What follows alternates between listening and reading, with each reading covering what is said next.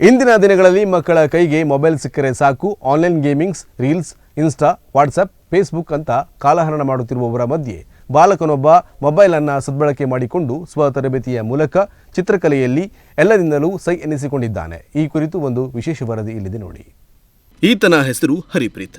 ಮೂಲತಃ ಕುಮಟಾ ತಾಲೂಕಿನ ಮಿರ್ಜಾನ್ ಗ್ರಾಮದ ಗೋಪಾಲಕೃಷ್ಣ ಮತ್ತು ಶಶಿಕಲಾ ನಾಯ್ಕ್ ದಂಪತಿಗಳ ಪುತ್ರ.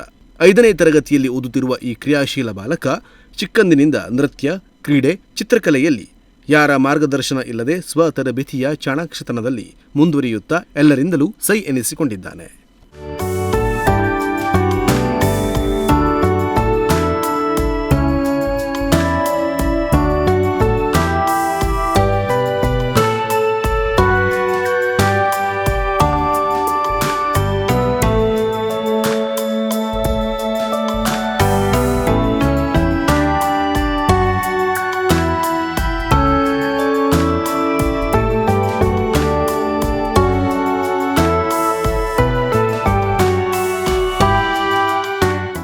ಇತ್ತೀಚಿನ ದಿನಗಳಲ್ಲಿ ಮಕ್ಕಳು ಕೈಗೆ ಮೊಬೈಲ್ ಸಿಕ್ಕರೆ ಸಾಕು, ಫೇಸ್ಬುಕ್ಕು, ವಾಟ್ಸಪ್, ಯೂಟ್ಯೂಬ್ ಹೀಗೆ ಸಾಮಾಜಿಕ ಜಾಲತಾಣದಲ್ಲಿ ಕಾಲಹರಣ ಮಾಡುತ್ತಾರೆ.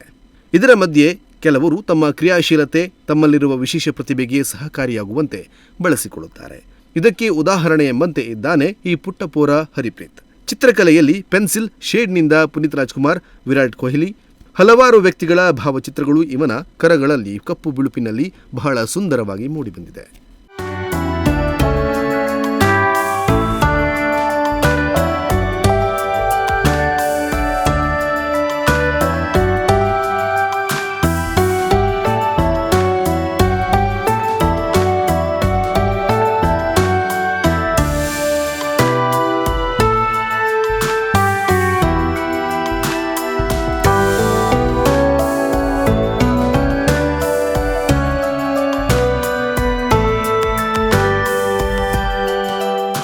ಮಿರ್ಜಾನಿನ ಸರ್ಕಾರಿ ಹಿರಿಯ ಪ್ರಾಥಮಿಕ ಶಾಲೆಯಲ್ಲಿ 5ನೇ ತರಗತಿಯಲ್ಲಿ ವ್ಯಾಸಂಗ ಮಾಡುತ್ತಿದ್ದು, ಶಾಲೆಯಲ್ಲಿಯೂ ಕೂಡ ಗುರು ಹಿರಿಯರ ಪ್ರೀತಿ ವಿಶ್ವಾಸ ಗಳಿಸಿ ಬೇಷ್ ಎನಿಸಿಕೊಂಡಿದ್ದಾನೆ.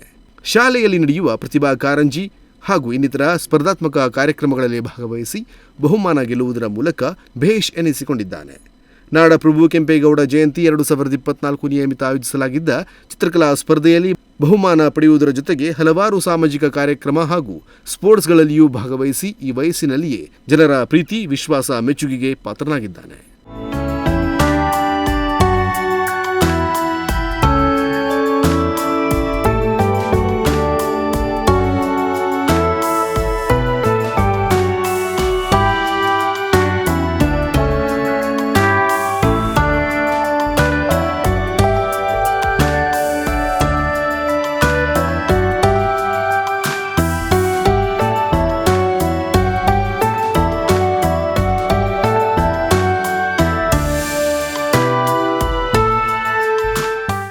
ಕುಮಟಾದ ಸ್ವರರಂಜಿನಿ ಸಂಗೀತ ಶಾಲೆಯ ಶಿಕ್ಷಕಿಯಾದ ರಂಜನಾ ಆಚಾರ್ಯ ಇವರ ಸಂಗೀತ ಗರಡಿಯಲ್ಲಿ ಈಗಾಗಲೇ ತರಬೇತಿ ಪಡೆಯುತ್ತಿದ್ದು, ಈ ವಯಸ್ಸಿನಲ್ಲಿಯೇ ತಾನೇ ಹಾರ್ಮೋನಿಯಂ ನುಡಿಸಿ ರಾಗ ಸಂಯೋಜನೆ ಮಾಡಿ ಹಾಡುವುದನ್ನು ಕೂಡ ಕರಗತ ಮಾಡಿಕೊಂಡಿದ್ದಾನೆ. ಬಹಳಷ್ಟು ಸಾರ್ವಜನಿಕ ಸಭೆ ಸಮಾರಂಭಗಳಲ್ಲಿ ಭಕ್ತಿಗೀತೆ, ಭಾವಗೀತೆ, ಭಜನೆ ಇತ್ಯಾದಿಗಳನ್ನು ಹಾಡಿ ಪ್ರೇಕ್ಷಕ ವರ್ಗದವರ ಮೆಚ್ಚುಗೆಗೆ ಪಾತ್ರರಾಗಿದ್ದಾನೆ.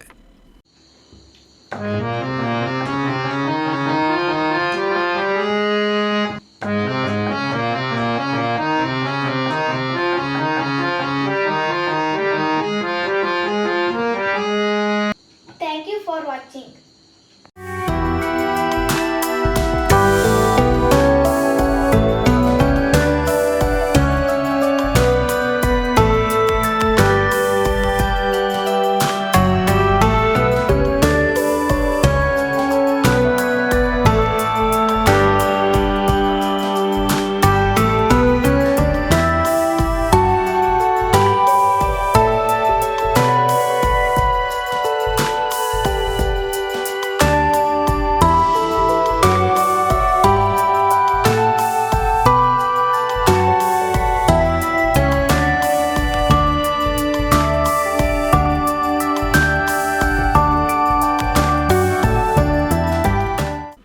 ಈ ಹಿಂದೆ ಶಿರಸಿಯಲ್ಲಿ ನಡೆದ ಜಿ ಕನ್ನಡ ವಾಹಿನಿಯ ಸರಿಗಮಪ ಕಾರ್ಯಕ್ರಮದ ಆಡಿಷನ್ನಲ್ಲಿಯೇ ಪ್ರಥಮವಾಗಿ ಭಾಗವಹಿಸಿದ್ದ.